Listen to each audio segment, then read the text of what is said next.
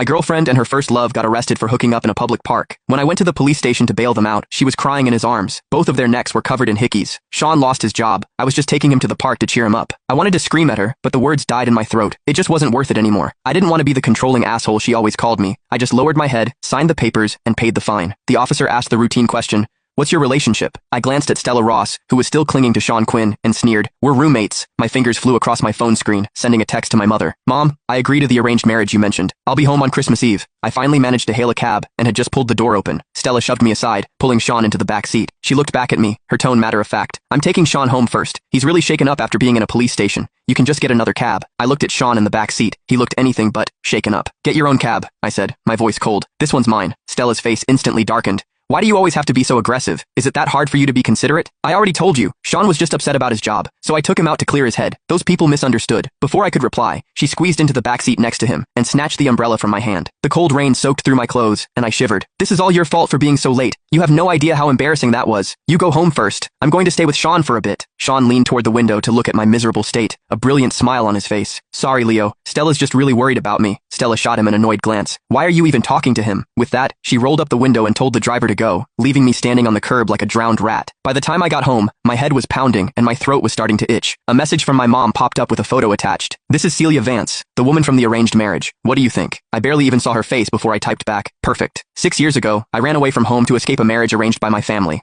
I left everything behind and came to Viridia alone. I was broke, with no friends or family. At my lowest point, I met Stella. She had just graduated and was miserable at her job. She took me back to her small rented apartment. I thought I had found true love. For the 6 years we were together, I gave her everything. I helped her climb from a junior employee to a top executive in her company. I was the ghostwriter behind every one of her project proposals, the silent partner in every assessment. But every time I worked up the courage to propose, she'd make an excuse, telling me to wait a little longer. And this is what I got for waiting. Her, cheating on me with Sean. Now, I was done waiting. From under the coffee table, I pulled out a crumpled booklet. It was a collection of flight stubs from Viridia to the UK. The last one was dated 3 days before Sean returned to the country. Sean had been studying in the UK all these years. All those missed anniversaries and Valentine's days, she had used business trips as an excuse to be with Sean. And I was the fool who believed her, thinking she was genuinely too busy. It was after midnight when Stella came home. I woke up the moment her cold body pressed against mine. The acrid smell of sex mixed with men's cologne clung to her, making my stomach turn. I grabbed her wandering hand. "I have a fever," I said coldly. Her hand froze for a second before she pulled it back, her voice laced with impatience. "What a buzzkill." She didn't say anything else, just rolled over with her back to me, pulling the blanket with her. A cold draft washed over me, making my feverish body feel even colder. In the darkness, the faint glow of her phone screen flickered, punctuated by a few stifled giggles. I closed my eyes and pretended to be asleep. When I woke up, Stella was actually making breakfast. In all our years together, even when my stomach ulcer acted up and I begged her for a bowl of porridge, she'd complain that anything delivery could solve wasn't her job. She wasn't my maid, she'd say. I emotionlessly ladled a bowl of porridge and took a